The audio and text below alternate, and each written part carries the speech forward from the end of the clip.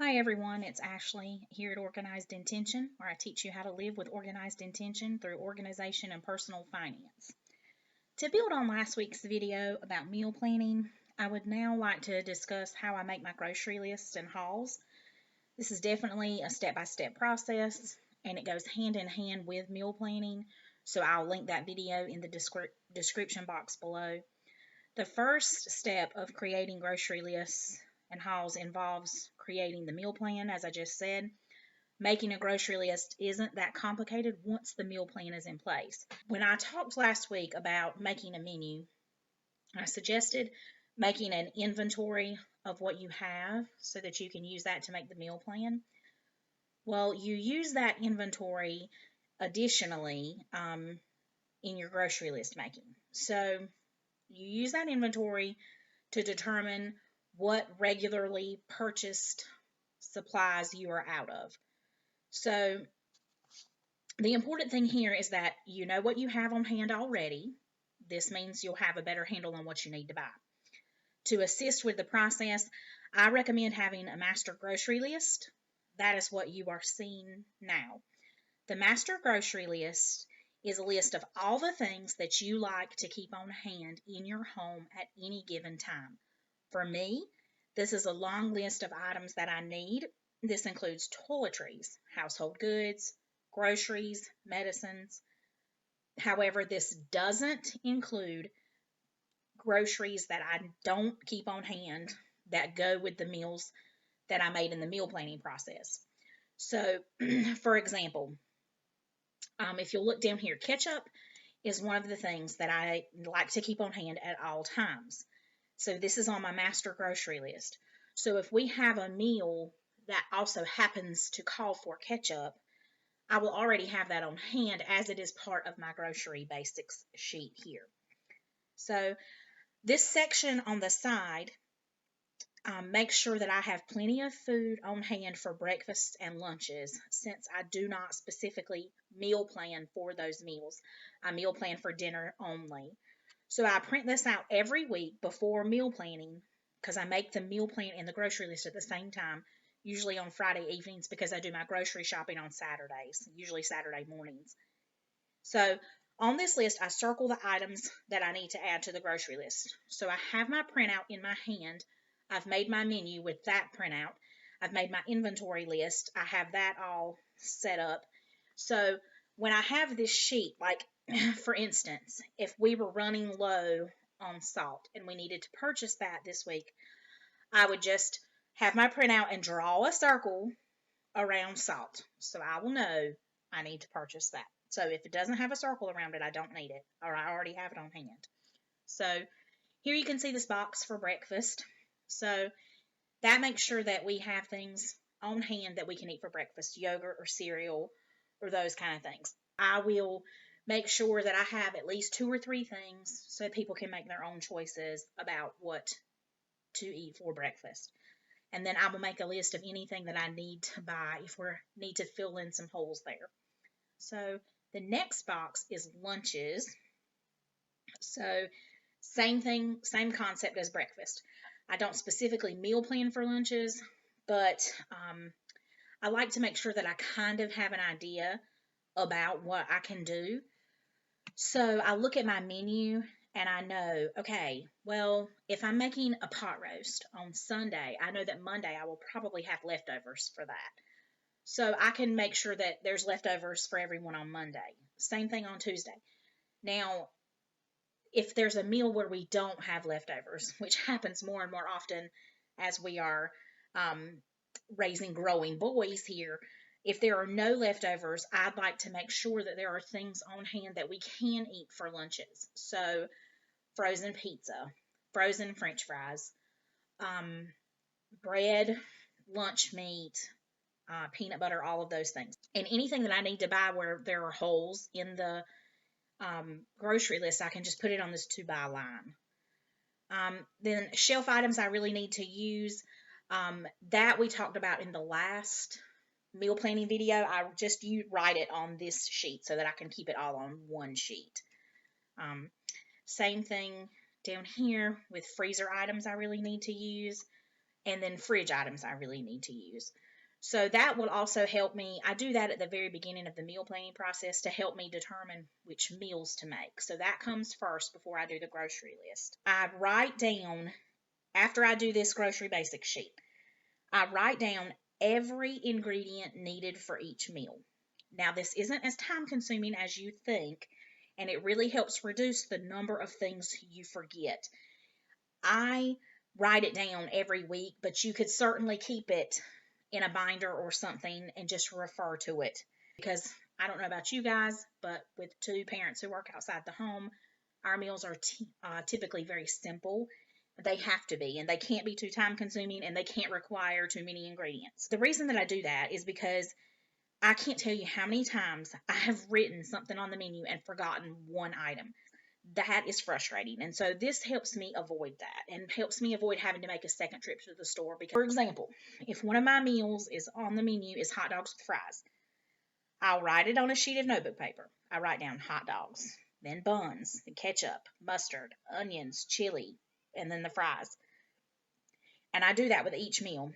I take the list and see what I have on hand versus what I need to buy.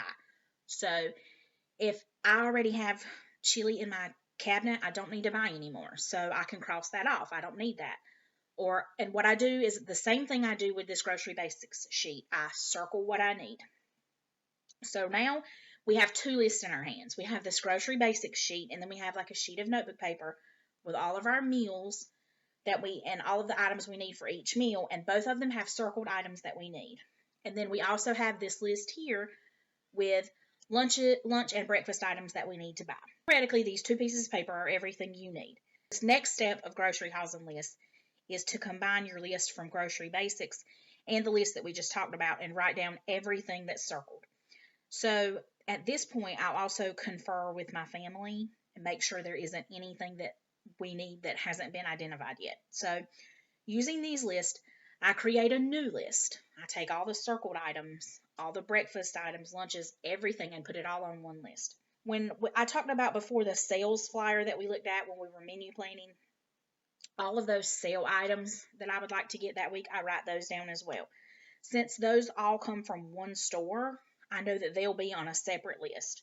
When the sale items correspond to something that we need that's circled, I'll just add it to the list for that store. So for instance, if we need granola bars and they are on sale at our grocery store, even though we usually buy them at Walmart, if they're on sale at the grocery store, then if I have them circled because I need them this week, I will just buy them at where they're on sale as opposed to buying them at Walmart. So also there may be items that I feel that are good buys that aren't on the list of needed items. So if there is a really good sale on something and it's something that we don't necessarily need right now, if there is enough money in the budget, I will get it. If there's not enough money in the budget, I won't get it. So now we have a list for two stores. I take this list and I put it into a spreadsheet. And I know that this seems like overkill for some people, but it really helps when you are on a tight budget and you tend to spend all of your money in your budget or you overspend. So if you'll bear with me, I'm going to switch you over to this Excel worksheet.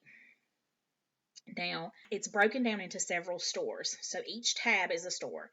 FL is Food Lion, WM is Walmart, DT is Dollar Tree. And this helps me stay in budget. I can take each item that's on the list that I wrote out, and I will put it in this spreadsheet. So any of the items that I'm buying at Food Lion that are on sale go in this spreadsheet. You put the item name, then price, the number that you want to buy. So if you want to buy 1 or 2 or 3 or however many, there's a pre-coupon total, a coupon amount. So this is if there is a coupon on the item, how much that coupon amount is. So I will show you guys how that works in just a second. This is the after coupon amount. Then it calculates tax, which for me is 6.75%. And again, then it gives you a final price Rebate here is not taken off of the price, but a rebate just lets me know that I need to either count that on Ibotta, Checkout 51, or Saving Star so that I can send in the receipt for rebates. But here, I left some of these in for Walmart so you could see what I'm talking about here. So here is a sample grocery list that was already in this. You can tell I use this sheet quite frequently. So this is a sheet that I already had. These boxes here are for different funds that I might be pulling money out of. So if I know that there's something on sale that is a personal item that will come out of my personal money instead of my grocery money, then I'll put it on this list. Same thing for Christmas, same thing school. So I have different funds for those. If you have questions about that, please check out my sinking funds video. Again, you just write down your item. That's how much it costs. That's how many I'm going to buy. There's the pre-coupon total. There are no coupons there. If there were, so let's say you had a 50-cent coupon there. You could put that there and it automatically calculates the price for you and gives you a final total. I have my completed spreadsheets after I've made my lists. I save them on Google Drive so I can see them on my phone in the store. As I'm completing the grocery list process and the haul, I like to update the spreadsheet in real time if there are any corrections. So if the price I have down is incorrect, I'll change it and the spreadsheet will readjust. So this helps me not to go over budget. I can also add to the list if I see an unexpected deal or markdown. Also, if something I want isn't available, I can add it to the list at another store. Since I go to Walmart first, if Walmart is out of something or something is not in stock, I have a chance to add it to the Food Lion list and then get it from there if it's something that I really need. Several things to note here. I also use coupons if I can, especially from coupons.com. But the thing about coupons is I only use them on things I was going to buy anyway. If something is cheap, it doesn't matter what the price is if you can't use it. If I have something to add to the list that I'm not really sure the price of, I will make an educated guess beforehand, but update the price sheet when I get there to show the actual price. This lets me know what I will really be paying at checkout. So this spreadsheet is so specific that I'm usually within pennies of my total. Since my budget is so tight, I really have to do this specific process of grocery lists and hauls to stay within the budget. Now, after all of that, you're ready to do the haul. So my husband and I usually shop together. Walmart's our first stop. We live in a small town. We have no Aldi. So Walmart generally has the lowest prices, with the exception of sales items at grocery stores. We do our grocery store after Walmart so that we can buy our sale items and pick up anything that Walmart didn't have. My children rarely accompany us, so I can stay focused and not be asked to add to the list and blow the budget. So I hope you guys enjoy this video. This is how I complete my grocery list and hauls for our family of 5 on a $125 per week budget. I encourage you to try to set up similar processes for yourselves and so you can achieve your financial goals. The description box below will show you the link to the blog post. That link will have the grocery basics template for you to use if you'd like. Please comment below with any questions and subscribe to the YouTube channel for frequent updates. Thanks for watching.